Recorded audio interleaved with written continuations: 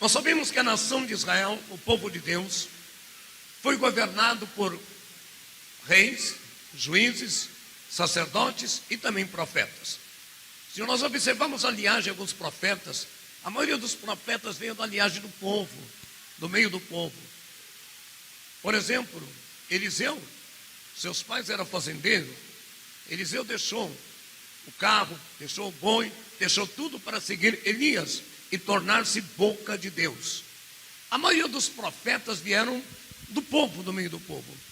Mas a Bíblia diz que Isaías foi diferente. Isaías veio do meio da aristocracia. Ele veio dos eruditos, daqueles que tinham alto estudo naquela época. Isaías, para você ter uma ideia, ele veio de uma pessoa que tinha muito. Ele era sobrinho do rei Uzias. Mas Deus escolhe, independente da camada social, de onde você está e como você está. É Deus que fala e faz. E a Bíblia diz que Deus levantou Isaías. E se vocês observarem, a maioria das pessoas sabe aqui em aula de teologia, que o livro de Isaías é uma mini Bíblia. Ela tem 66, como a Bíblia tem 66 livros. São 66 capítulos.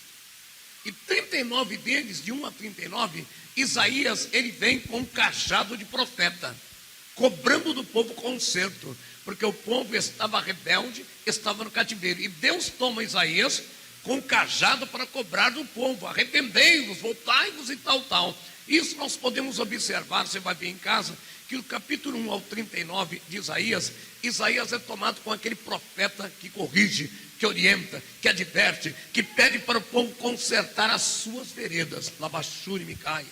Mas nós começamos a observar que há uma mudança.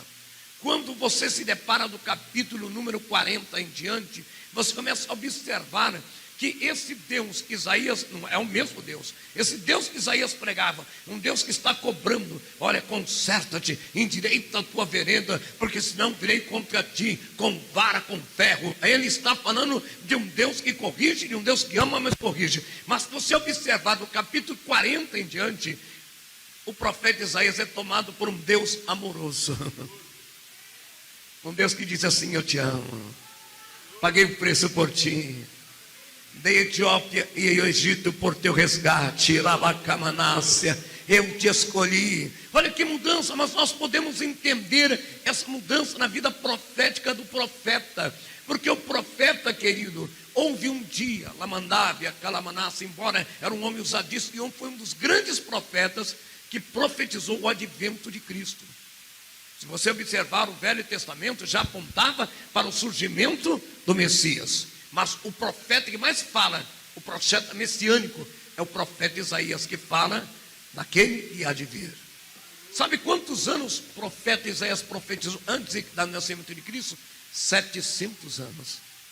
Veja bem como as promessas de Deus não caem por terra. Isaías profetizou 700 anos, não havia nem pó, nem ossos, nem nada de Isaías, mas a sua palavra se cumpriu. O que sai da boca de Deus, meu irmão, não importa o tempo, não importa a hora, ela se cumpre. Isaías nem viu, ele nem viu quem viria a ser Jesus, mas ele profetizou: um filho vos é dado, Alabachorevadai. Que coisa tremenda. Então acredite na palavra profética.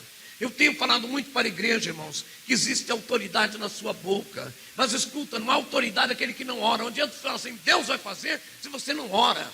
Só tem autoridade quem tem intimidade. Amém? Quem tem intimidade, desculpa, o carro só anda se tem gasolina, senão vai dar no partido, tec.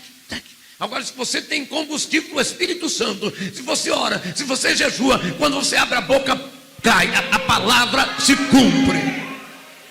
Amém? A palavra se cumpre, querido. Se você tem combustível, a Bíblia diz que Isaías, ele foi um profeta que corrigiu, advertiu o povo, porque a nação estava lá no cativeiro também. A palavra de Deus diz: mas houve um dia, Labacebe, Anábia, e esse dia maravilhoso, a Bíblia diz que Isaías, Debaxer, Emeneia, entrou lá no santuário.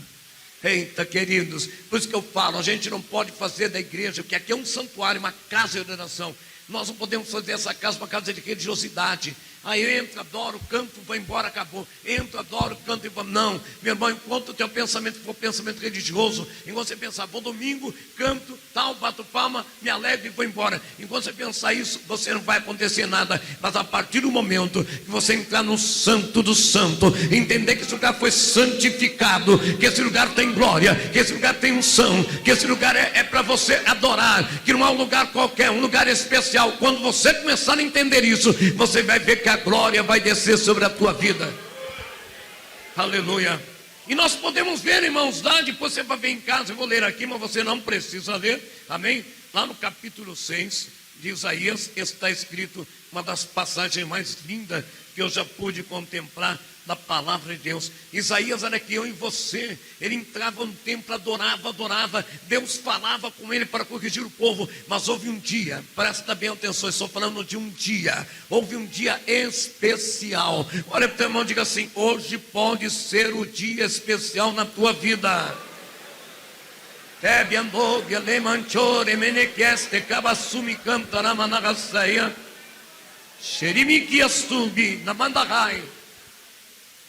Qual profeta, qual sacerdote que não entra no santo? Isaías entrava para adorar, mas houve um dia que ele entrou no templo e foi diferente. Ei, o dia pode ser hoje, hein? A Bíblia diz: no ano em que morreu o rei Uzias, eu vi. Não foi Deus que falou aqui.